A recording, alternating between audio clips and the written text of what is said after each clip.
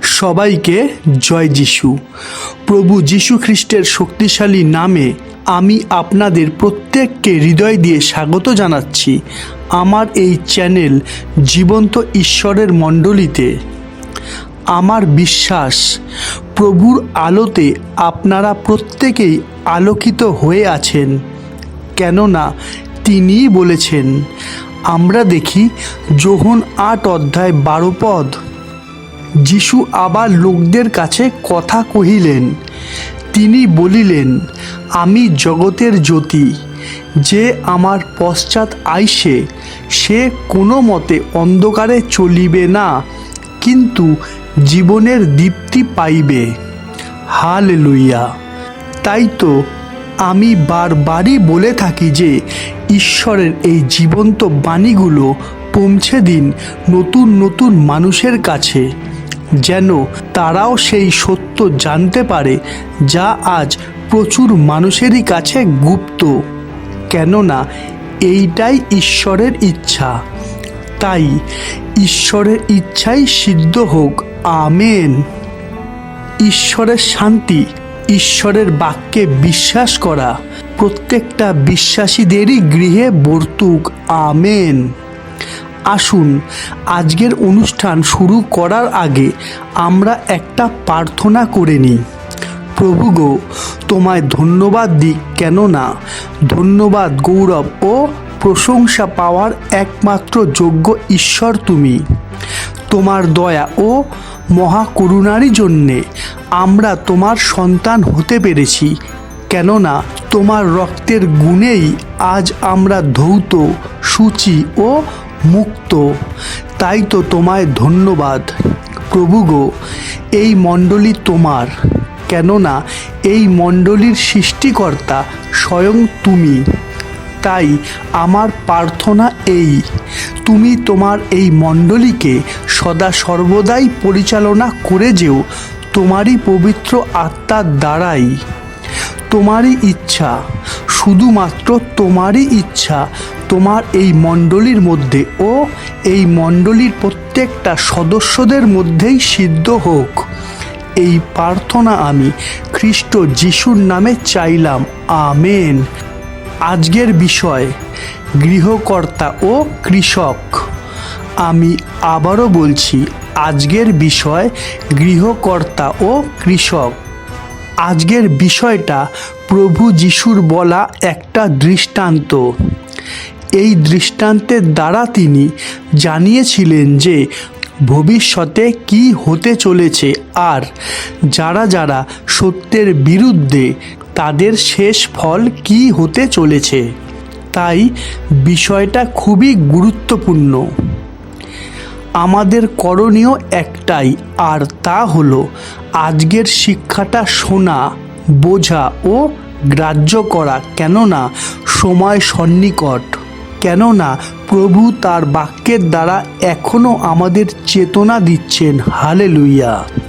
তাই আসুন আর দেরি না করে আমরা প্রবেশ করি ঈশ্বরের বাক্যের গভীরে। তাই হোক। আমেন। আমরা দেখি মথি 21:33। আর একটি দৃষ্টান্ত শুনো। একজন গৃহকর্তা ছিলেন। তিনি দ্রাক্ষার ক্ষেত্র করিয়া তাহার চারিদিকে বেড়া দিলেন ও তাহার মধ্যে দ্রাক্ষাকুণ্ড খনন করিলেন এবং উচ্চ গৃহ নির্মাণ করিলেন। পরে কৃষক দিগকে তাহা জমা দিয়া অন্য দেশে চলিয়া গেলেন। এখানে একটা আঙুরের বাগানের মালিকের কথা বলা হয়েছে। একজন আঙুরের বাগানের মালিক ছিল। তিনি তার আঙুর ক্ষেত করে তার চারিদিকে বেড়া দিলেন ও তার মধ্যে আঙুর রস বার করার জন্য একটা আঙুর মারাবার জন্য গর্ত খুললেন এবং সেই বিষয়গুলো দেখাশোনার জন্য একটা উঁচু ঘর তৈরি করলেন। পরে কৃষকদের হাতে তা জমা দিয়ে তিনি অন্য দেশে চলে গেলেন, এই ভেবে যে সমস্ত কাজ ঠিকঠাকই হয়ে যাবে। তারপর কি হলো আমরা দেখি মথি 21:34। আর ফলের সময় সন্নিকট হইলে তিনি আপন ফল গ্রহণ করিবার জন্য কৃষকদের নিকটে নিজ দাসদিগকে প্রেরণ করিলেন। কি লেখা আছে? আঙুরের বাগানের মালিক তার ক্ষেত্রের প্রয়োজন মতো সমস্ত ব্যবস্থা করে অন্য দেশে চলে যাওয়ার পর বেশ কিছুদিন কেটে গেল। তারপর যখন আঙুর ফলের সময় হলো, তখন তিনি তার আঙুরের বাগান দেখাশোনা করা সেই কৃষকদের কাছে তার দাসদেরকে পাঠালেন, যেন তার দাসেরা গিয়ে সেই কৃষকদের থেকে আঙুর ফলগুলো সংগ্রহ করতে পারে। আমরা দেখি মথি 21 অধ্যায় 35 পদ। তখন কৃষকেরা তাহার দাসদিগকে ধরিয়া কাহাকেও প্রহার করিল, কাহাকেও বধ করিল, কাহাকেও পাথর মারিল। কি ভয়ঙ্কর বিষয়, তাই না? কেননা লেখা আছে যে সেই আঙুরের বাগানের মালিক যে দাসগুলোকে তার আঙুর ক্ষেতের চাষিদের কাছে পাঠিয়েছিল, সেই চাষিগুলো সেই মালিকের দাসগুলোকে আঙুর ফল ও তার হিসাব তো দিলই না, উল্টে তাদের মারধর দিল। এমনকি সেই দাসগুলোর মধ্যে কাউকে কাউকে মেরে ফেলল, কাউকে কাউকে আবার পাথর ছুঁড়ে মারতে থাকলো। তারপর কি হলো? আমরা দেখি মথি 21 অধ্যায় 36 পদ। আবার তিনি পূর্বাপেক্ষা আরও অনেক দাস প্রেরণ করিলেন, তাহাদের প্রতিও তাহারা সেই মতো ব্যবহার করিল। অর্থাৎ এই ঘটনা হওয়ার পর সেই আঙুর ক্ষেত্রের মালিক সব শুনল, তবুও তিনি তার অন্যান্য দাসগুলোকেও সেই আঙুর ক্ষেত্রের চাষিদের কাছে পাঠালো।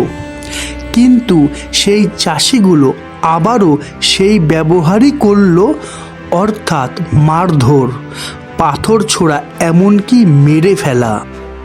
আমরা দেখি মথি 21 অধ্যায় 37 পদ। অবশেষে তিনি আপনার পুত্রকে তাহাদের নিকটে প্রেরণ করিলেন, বলিলেন তাহারা আমার পুত্রকে সমাদর করিবে। কি লেখা আছে? আঙুর বাগানের মালিক যখন দেখল যে তার ক্ষেত্রের চাষিগুলো যখন তার দাসদের সাথে খারাপ ব্যবহার করলো, আঙুর ক্ষেত্রের হিসাব দিল না, তার বাগানের আঙুর দিল না, তখন সেই মালিক একটা অন্য চিন্তা ভাবনা করলো। সেই বাগানের মালিক ভাবল যে আমার বাগানের হিসাব নিতে যদি আমি আমার ছেলেকে পাঠাই, তবে সেই চাষিরা ভয় পাবে, আমার ছেলেকে সম্মান করবে, আমার বাগানের হিসাব আমাকে দেবে। এই ভেবে সেই বাগানের মালিক তার ছেলেকে তার আঙুরের বাগানের হিসাব নিতে সেই চাষিদের কাছে পাঠালো। তারপর কি হবে? সেই বাগানের দেখাশোনা করা সেই চাষিগুলো কি সেই বাগানের মালিকের ছেলেকে সম্মান করবে, তাকে বাগানের হিসাব দেবে, নাকি তার সাথেও সেই খারাপ ব্যবহার করবে যে ব্যবহার তারা তাদের মালিকের দাসদের সাথে করেছিল? আমরা দেখি মথি 21 অধ্যায় 38 পদ। কিন্তু কৃষকেরা পুত্রকে দেখিয়া পরস্পর বলিল, এই ব্যক্তি উত্তরাধিকারী, আইসো আমরা ইহাকে বধ করিয়া ইহার অধিকার হস্তগত করি। তাহলে দেখুন, বুঝুন ও একটু ভাবুন, চাষিগুলো কি ভয়ঙ্কর, তাই না? কেননা তারা যখন দেখল যে সেই বাগানের মালিক সেই বাগানের হিসাব নেওয়ার জন্য তার ছেলেকে পাঠিয়েছে, তখন তারা একত্র হয়ে এক ভয়ঙ্কর পরামর্শ করল। তারা নিজেদের মধ্যে আলোচনা করল যে এই বাগানের মালিকের ছেলে, সুতরাং এই হলো এই বাগানের উত্তরাধিকারী, তাই আমাদেরকে একত্র হয়ে একে মেরে ফেলতে হবে। কেননা একে মেরে ফেলতে পারলেই আমরা এই বাগানের অধিকারী হতে পারবো। কি ভয়ঙ্কর চিন্তাধারা, তাই না? আমরা দেখি মথি 21 অধ্যায় 39 পদ। পরে তাহারা তাহাকে ধরিয়া দাক্কা ক্ষেত্রের বাহিরে ফেলিয়া বধ করিল। অবশেষে সেই চাষিদের মন্দ পরিকল্পনায় পূর্ণ হলো, কেননা লেখাই আছে যে সেই বাগানের চাষিগুলো একত্র হয়ে সেই বাগানের মালিকের ছেলেকে সেই বাগানের বাইরে নিয়ে গিয়ে তাকে মেরে ফেলল। একবার ভাবুন, সেই চাষিগুলোর সাহস কত! তারা যার কাছে কাজ করছে তারা সেই মালিকের সাথে কত বড় বেইমানি করলো, তাই না? কেননা তারা তাদের মালিকের পাঠানো দাসগুলোকে মারধর করলো, পাথর ছুঁড়ল, এমনকি তাদের মেরে ফেলল। এমনকি তারা তাদের মালিকের পাঠানো নিজের ছেলেকেও ছাড়ল না, কিন্তু তাকেও মেরে ফেলল। তাহলে একবার ভাবুন, সেই বাগানের মালিক সব জানার পরে কি হবে? যা লেখা আছে পরের পদে। আমরা দেখি মথি 21 অধ্যায় 40 পদ। অতএব দাক্কা ক্ষেত্রের কর্তা যখন আসিবেন, তখন সেই কৃষক দিগকে কি করিবেন? তাহলে ভেবে দেখুন সেই আঙুর বাগানের মালিকের অবস্থা, যে বিশ্বাস করে তার চাষের জমি সেই চাষিদের হাতে দিয়ে বিদেশে চলে গেছিল এই ভেবে যে সব ঠিকঠাকই হবে, আমি আমার পাওনা ফল ঠিক সময়েই আমার চাষিদের কাছ থেকে পেয়ে যাব। কিন্তু হলো ঠিক তার উল্টো, তাই না? তাহলে এইবার আমরা দেখব সেই বাগানের মালিক তার বাগানের চাষিদের সাথে কেমন ব্যবহার করবে। আমরা দেখি মথি 21 অধ্যায় 41 পদ। তাহারা তাহাকে বলিল, সেই দুষ্ট দিগকে নিদারুণ রূপে বিনষ্ট করিবেন এবং সেই ক্ষেত্র এমন অন্য কৃষক দিগকে জমা দিবেন, যাহারা ফলের সময় তাহাকে ফল দিবে। কি লেখা আছে? সেই আঙুরের বাগানের মালিক তার চাষিদের বধ করবেন, তাও আবার নিদারুণ রূপে। কেননা সেই চাষিগুলো দুষ্ট, অর্থাৎ সেই চাষিগুলোকে খুবই কষ্ট দিয়ে মারা হবে, কেননা এইটাই সেই বাগানের মালিকের ইচ্ছা। অর্থাৎ সেই দুষ্ট চাষিরা তাদের পাওনা শাস্তি পেয়ে গেল, যা ছিল তাদের ন্যায্য পাওনা। তাহলে এইবারে সেই বাগানের কি হবে? লেখা আছে সেই আঙুরের বাগানের মালিক সেই বাগানের দায়িত্ব এমন চাষিদের হাতে তুলে দেবে যারা ফলের সময় তাকে ফল দেবে। অর্থাৎ যে চাষিরা সৎ, যারা সঠিকভাবে কাজ করবে, ফল উৎপন্ন করবে ও সেই বাগানের সঠিক হিসাব তাকে দেবে। আশা করি এতদূর পরিষ্কার। কেননা আমরা প্রত্যেকেই এই দৃষ্টান্ত অর্থাৎ এই গল্পটা ভালো করে বুঝতে পেরেছি, তাই না? তাই এইবারে আমরা প্রবেশ করব এই দৃষ্টান্তের গভীরে, অর্থাৎ এই গল্পের সারাংশে।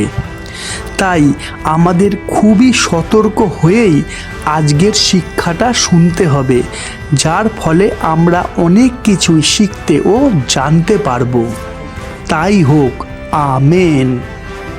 প্রথমেই আমাদের বুঝতে হবে যে সেই সর্বশক্তিমান ঈশ্বর, যিনি সর্বসৃষ্টির মালিক, তিনি হলেন দৃষ্টান্ত রূপে এই গল্পের আঙুর বাগানের মালিক। আঙুর বাগান হলো এই পৃথিবী, আর দাক্কা ক্ষেত্রের চারিদিকে বেড়া দেওয়া, তার মধ্যে দাক্কা কুণ্ড খনন করা, উচ্চ গৃহ নির্মাণ করা, অর্থাৎ দাক্কা ক্ষেত্রের সমস্ত ব্যবস্থা করে দেওয়ার অর্থ এই পৃথিবীর মানবজাতির কাছে সত্যের প্রকাশ করা। তারপরে কৃষকদের হাতে সেই দাক্কা ক্ষেত্র জমা দিয়ে সেই মালিকের বিদেশে যাওয়ার অর্থ হলো এক নম্বর, মানব জাতির কাছে তার ইচ্ছা প্রকাশ করা। 2 নম্বর, মানব জাতি থাকে এই পৃথিবীতে, আর সেই সর্বশক্তিমান ঈশ্বর থাকেন সেই স্বর্গরাজ্যে। তারপর সেই সর্বশক্তিমান ঈশ্বর সেই স্বর্গরাজ্য থেকে তার ইচ্ছা প্রকাশ করলেন। তাই তো তিনি তার দাসদের সেই আঙুর ক্ষেত্রের মধ্যে পাঠালেন, যেন তারা গিয়ে ফল দেখতে পায়। অর্থাৎ ঈশ্বর তার ভাববাদীদের পাঠালেন সেই সব মানুষদের কাছে, যেন তারা সত্য জানে ও সত্য পালনের মাধ্যমে ফল উৎপন্ন করে। কিন্তু হলো কি, মানব জাতি সদা সর্বদাই ঈশ্বরের আজ্ঞা অমান্য করেছে, আর তার ভাববাদীদের মারধর করেছে, পাথর ছুঁড়ে মেরেছে ও কাউকে কাউকে তারা বধ করেছে। কিন্তু ঈশ্বর থেমে থাকেননি, কেননা তিনি নানা সময় নানা ভাববাদীকে এই পৃথিবীতে পাঠিয়েছেন, কিন্তু সেই একই ঘটনা ঘটেছে। হ্যাঁ, কিন্তু সেই একই ঘটনা ঘটেছে, অর্থাৎ এই পৃথিবীর মানুষ সব সময়ই ঈশ্বরের ভাববাদীদের তুচ্ছ করেছে, অপমান করেছে, এমনকি খুবই কষ্ট দিয়ে তাদের মেরে ফেলেছে। যেমন লেখা আছে, আমরা দেখি ইব্রিয় 11 অধ্যায় 37 পদ, তাহারা প্রস্তরাঘাতে হত, পরীক্ষিত, করার দ্বারা বিদীর্ণ, খড়গ দ্বারা নিহত হইলেন।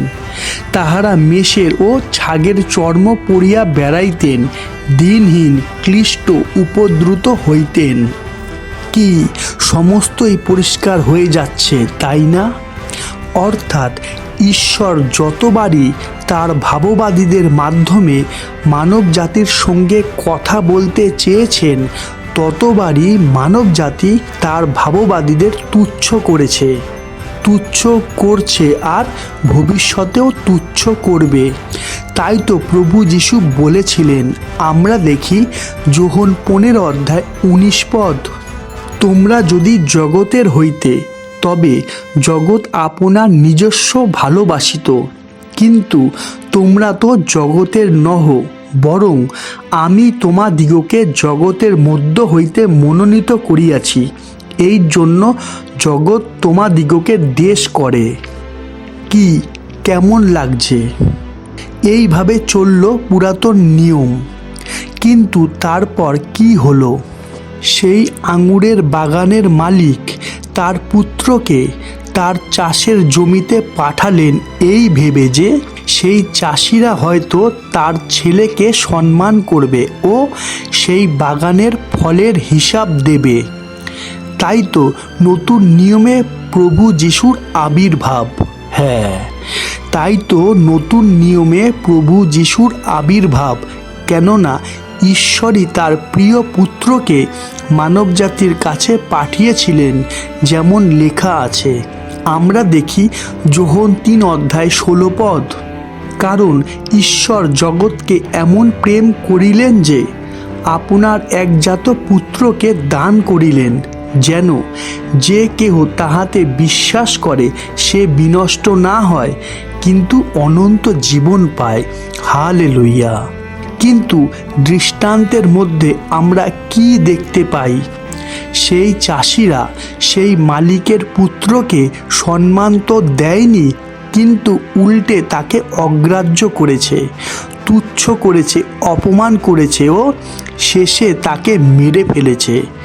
যাহা ঘটেছে সেই সর্বশক্তিমান ঈশ্বরের পাঠানো তার প্রিয় পুত্রের সাথে, তাই না? আমরা দেখি প্রথম পিতর 2 অধ্যায় 22-23 পদ, তিনি পাপ করেন নাই, তাহার মুখে কোনো ছলও পাওয়া যায় নাই, তিনি নিন্দিত হইলে প্রতিনিন্দা করিতেন না, দুঃখ ভোগকালে তর্জন করিতেন না, কিন্তু যিনি ন্যায় অনুসারে বিচার করেন তাহার উপরে ভার রাখিতেন। আমরা দেখি যোহন 1 অধ্যায় 5 পদ, আর সেই জ্যোতি অন্ধকারের মধ্যে দীপ্তি দিতেছে, আর অন্ধকার তাহা গ্রহণ করিল না।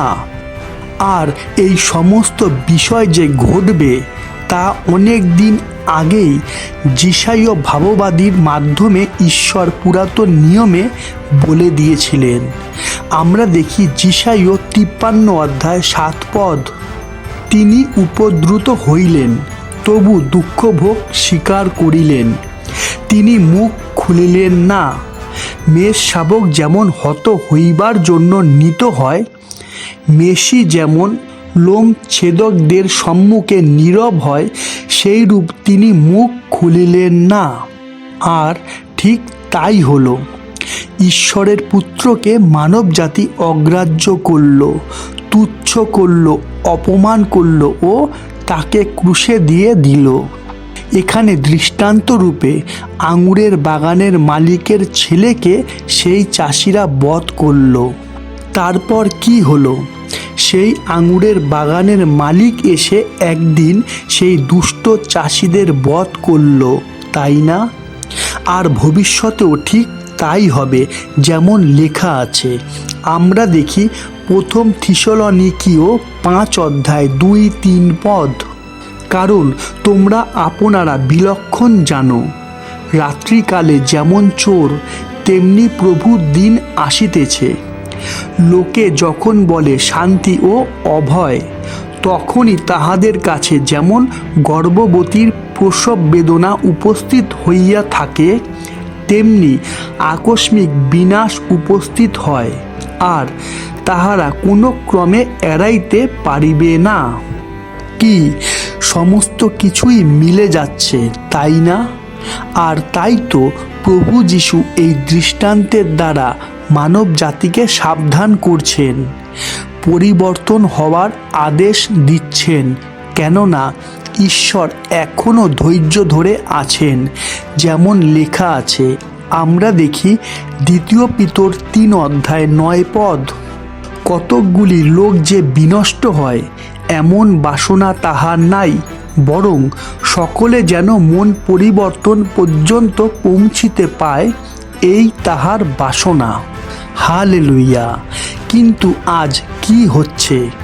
প্রচুর মানুষই আছে যারা এখনও তাকে গ্রাহ্য করছে না, আর তার দেওয়া জীবন্ত বাণীকে তুচ্ছ করছে, যা আমরা বাইবেল থেকে পাই, তাই না?